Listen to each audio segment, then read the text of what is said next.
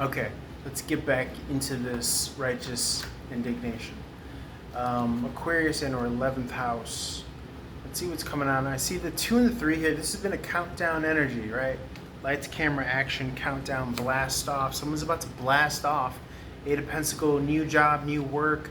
And what did I just talk about? I just talked about the butterfly. You add the 3 and the 3. You cut the 8 in half. That gives you a 3. One end of the 3.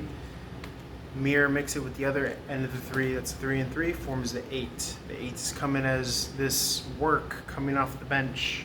So if you've been unemployed, you're getting something good and big. There's a whole swath of generation coming back into the work now that into the workforce, now that the economy is picking back up again, right? Bitcoin's shooting up, everything's shooting up. It's Reaganomics, trickle down. Sergeant Pepper's Octopus's Garden. 6 of Wands in the upright. This is victory, public notice, right? Putting everyone and everything on public notice. I'm coming out.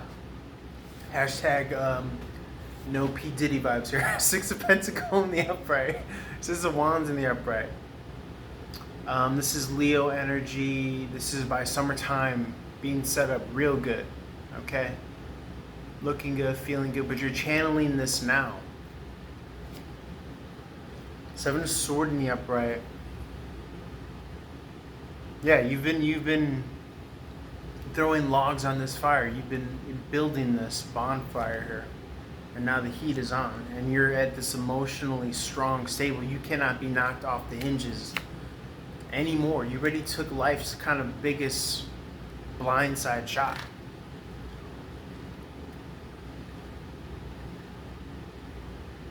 Yeah.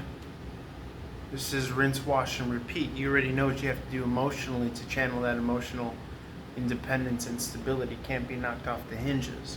You can never, it's like when you play 21, that's also adding up to the 3, which we've been speaking to. In basketball, you cross a certain threshold. Oh, God is so good. God is so good. Thank you for this analogy. You cross a certain threshold. 222 on the clock as I say that. What does the threshold tend to be that you cross in the game of 21? For all my ballers that know, basketballers. And this is even more bigger than I could even fucking say. In the game 21, you cross the number 13, you can never go back. Cuz. You can never go back, cuz. You know what I'm saying? So, what am I saying? 13 is Ophiuchus. What's the sign for Ophiuchus? It's the snake slithering up the rod. What's the snake slithering up the rod? This is awakening, spiritual awakening to the highest form of who and what the fuck you are. What are we?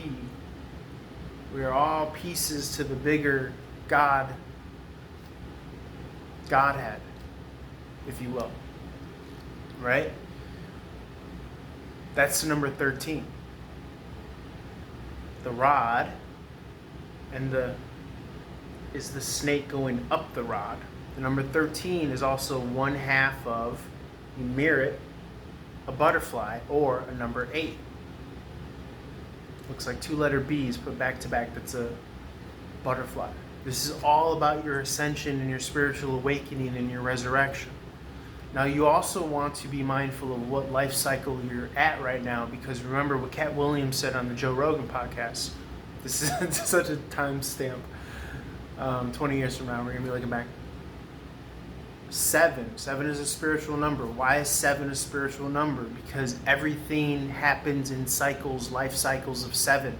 So from 1 to 7, from 7 to 14, puberty, from 14 to 21, young adulthood, 21 to 28. 28 to 35. So be mindful of what life cycle you're in, because that's going to tell you a lot about what you've checked off of the life journey box as far as experience, integration, shadow self, resurrection. Okay? Some might not have those awakenings in this entire lifetime, but the older I live, the more I think that shit is bound to happen, because there's so much that happens when we sleep. You do like Kundalini shit when you are asleep. The way your body heats up and all that shit. Shit's deep. Okay, let's roll this on over.